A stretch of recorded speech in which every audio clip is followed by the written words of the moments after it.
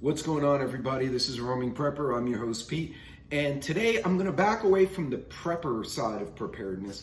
I'm also going to back away from the geopolitics and the tinfoil hat theories, which I absolutely love to go into those rabbit holes. But today I'm not going to do that. Today is going to be a little more pragmatic.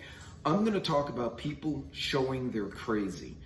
Or if you're in Cajun country or down south, showing your ass. I'll be right back and let's talk about what's going on and why this is so nutty. So hang on just a second.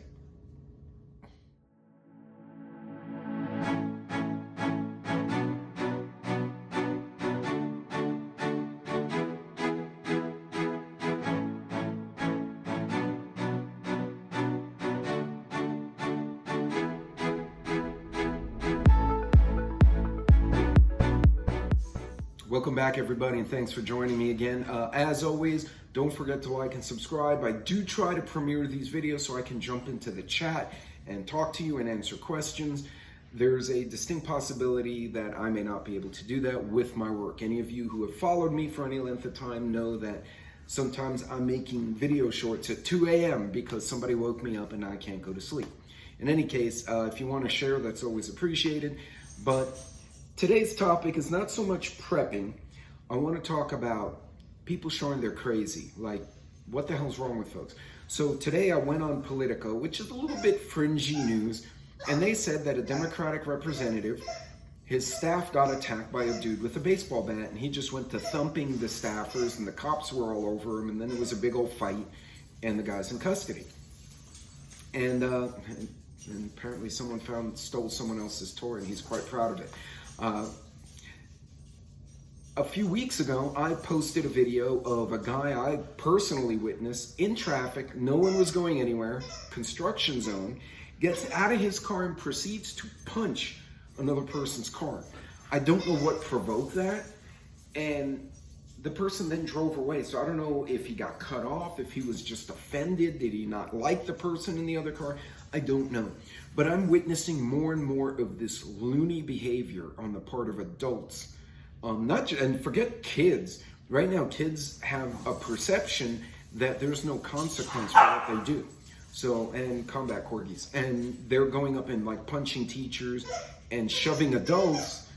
And in a few cases, they're getting their asses handed to them. And then, of course, the family wants to sue the adult because, oh, well, he's just a boy. You know, your child is 16 freaking years old and he's 6'1" and weighs 195 to 200 pounds.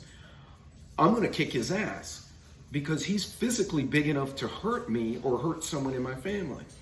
But lo and behold, the nuttiness that I'm witnessing is really insane. It's just absolutely weird. We've seen a lot of road rage incidents. All of us are seeing it. We're seeing a lot of crime. And the problem is with hard economic times, and this has been proven, this has been shown over and over again historically, when times are hard, people start having problems finding work. They start having problems paying bills. Their interest rates go up. You know, I have a credit card, for example, with zero balance. And I looked 5 months ago or 8 months ago at my statement, and I look now, and my interest rate on that particular card went up 5%. Now, it doesn't sound like much, but you figure if I have an emergency, say, and I got to buy tires for my truck, I don't know, I have a blowout.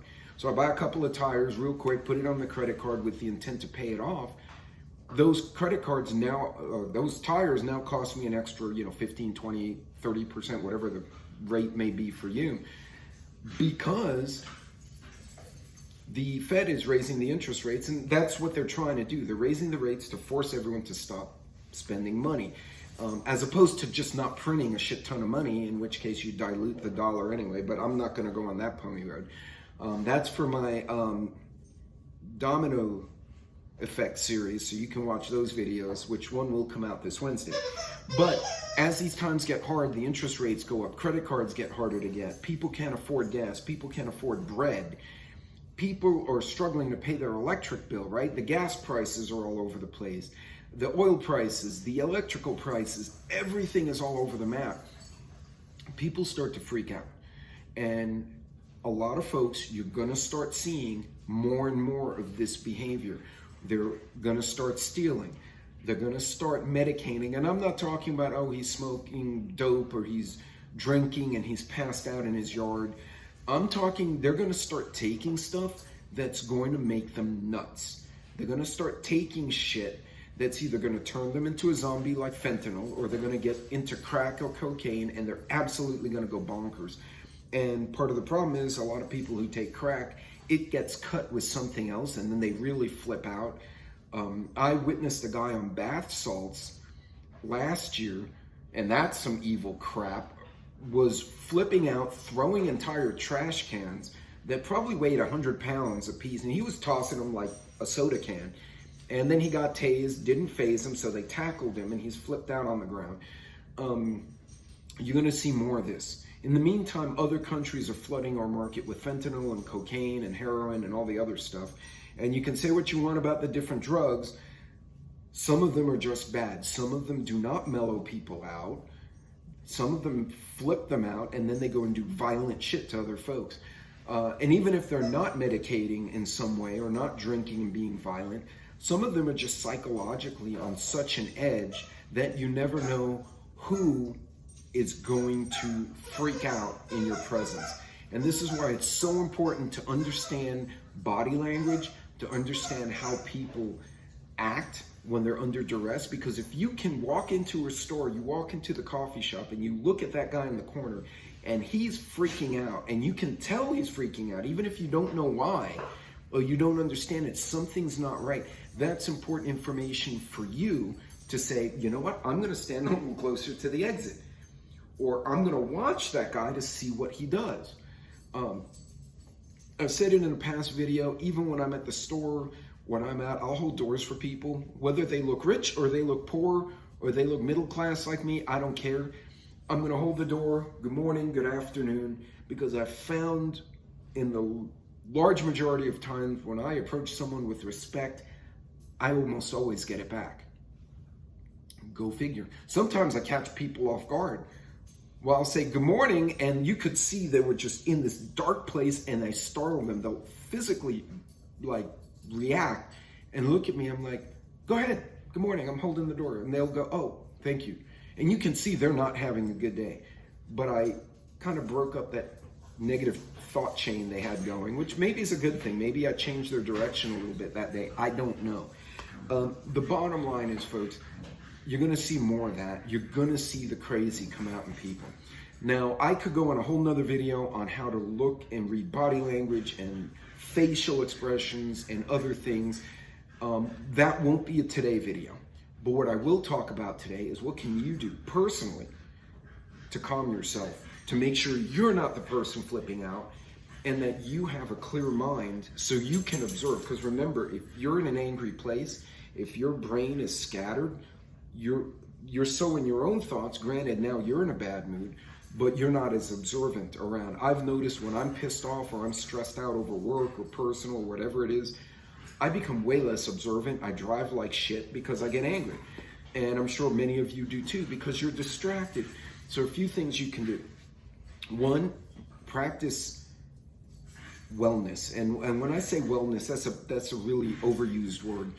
Practice, I guess what you could say, I'm trying to find the right phrase for it. You know, when I started the video, I had the perfect phrase and now I've lost it. You're trying to practice mental wellness, mental balance, right? So when you're getting up and you're dealing with a bunch of idiot people, or somebody screwed something up at work, or something broke in the kitchen, whatever the case is, stop for a minute, and if necessary, walk away from whatever it is, right? The other day, literally, I spilled a bunch of hot sauce, and I made an epic mess, broken glass, everything. I cleaned the glass, I wiped it up, I stopped cooking. I was like, I'm done. I'm pissed off now. I made an epic mess. I overcooked my spaghetti, whatever the hell it was. I don't remember the exact details, but I had to stop. I had to walk away. Walking away sometimes is the best remedy for a bad situation. Two, breathe. Okay, people don't realize that when you're under stress, you tend to tense up and you don't breathe properly. Take some time when you're having a bad moment, in through the nose, out through the mouth, you know, Miyagi-san, whatever. Something they taught us in martial arts. Any of you who are athletes or cheerleaders or whatever, you kind of know what I'm talking about. Breathe from the diaphragm and get several good breaths in. It's been shown to actually increase oxygen to the body, and it tends to calm everything down in your system. Physiological and psychological can be very closely tied in a lot of cases. Also, if you're dealing with stress that's lasting a couple of days, not, oh, someone pissed me off yesterday, I'm fine today, but something that's lingering over you, be it a bill, be it a personal matter, write it down. And when I say write it down, just don't write down, oh, I'm pissed off. You know, that helps nothing.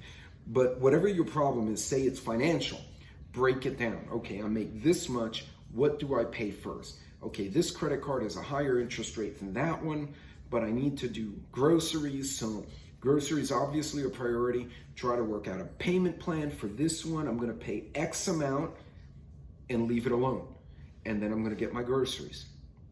But if you have a kid who's being in trouble, deal with the kid, but counsel them. Say, hey, this is not what you can do. And then leave it alone. And if you have to go back to it, then obviously there are consequences. You take the car, you take the phone, whatever. But more importantly, you are giving yourself a plan. And I don't know if I'm explaining this the way I really should, but whenever you're dealing with that kind of problem where it's tensing you up, take a minute, stop, and then write down what you can and can't fix on a piece of paper so you can physically see what you're doing. So for example, if your interest rate goes up, there's nothing you can do about that. You could try to refinance, but until you do that, the interest rate is what it is. So what can you do?